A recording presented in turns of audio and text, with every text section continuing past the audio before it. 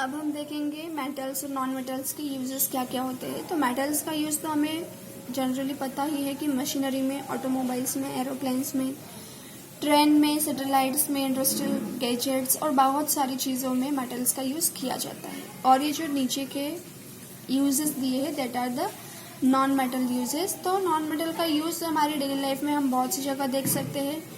जैसे कि non metal क्या है, तो नॉन मेटल वो सारी चीज़ें आएगी इसमें जो मेटल नहीं है। गैसेस क्या कहलाएंगे? गैसेस को भी हम नॉन मेटल में काउंट कर सकते हैं। For example, non metal is essential for our life which all living beings inhale during breathing. अब जब हम सांस लेते हैं तो सांस लेते वक्त हम एक गैस को अपने अंदर खींचते हैं और अंदर की गैस को बाहर निकालते हैं। तो इस जो प्रोसेस है इसमें क्या होता है, एक गैस या एक नॉन मेटल को हम ब्रीथिंग के फॉर्म में इनहेल करते हैं। ठीक है।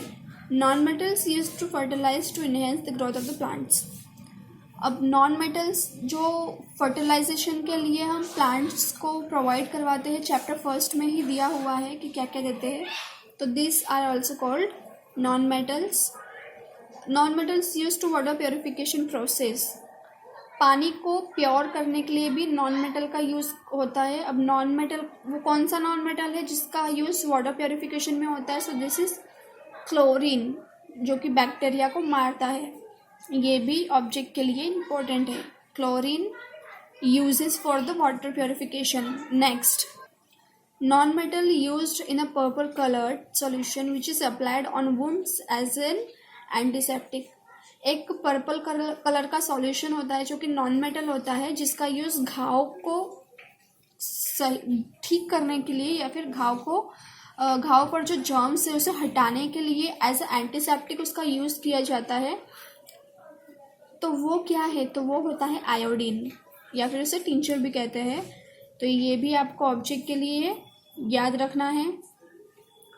और क्रैकर्स यानी पटाखे, उसमें भी नॉन मेटल्स का यूज़ किया जाता है। तो ये सारे ही इम्पॉर्टेंट है, पर आपको पढ़ना सभी है, लेकिन ये दो तीन जो है इसे खास तरीके से आपको याद रखना है। आपका चैप्टर होता है फिनिश, पर ये कुछ नोट्स दिए हुए हैं, कुछ नोटेशन जो कि चैप्टर से बहुत ज़्यादा इम्पॉर्टेंट होता है। इसमें सारी जो स्टेटमेंट्स हैं वो बहुत इम्पॉर्टेंट है, ये आपको सेल्फ करना है। और एग्ज़ाम में क्वेश्चंस इसके बेसिस पर भी आ सकते हैं। यहाँ कुछ इम्पोर्टेंट स्टेटमेंट्स है। If substance can not be broken during further by chemical reaction. अगर हमारे पास कोई ऐसा सब्सटेंस है जिसे हम केमिकल रिएक्शन के थ्रू ब्रेक नहीं कर सकते या नहीं तोड़ सकते, केमिकल रिएक्शन मतलब या तो उसे ठंडा करके या उसे गर्म करके, ठीक है, या फिर किसी तरह का इलेक्ट्रोलिसिस रिएक्शन के थ्रू हम उसे अगर ब्रेक नहीं कर सकते हैं तो उस सब्सटेंस को एलिमेंट कहा जाएगा। सेकंड है sulphur is an element. Okay, so is iron carbon 2 is an element. Sulphur एक एलिमेंट होता है, ठीक है। The smallest unit of an element is atom. और किसी भी एलिमेंट की सबसे छोटी यूनिट जो होती है उसे एटम्स कहते हैं या एटम कहते हैं।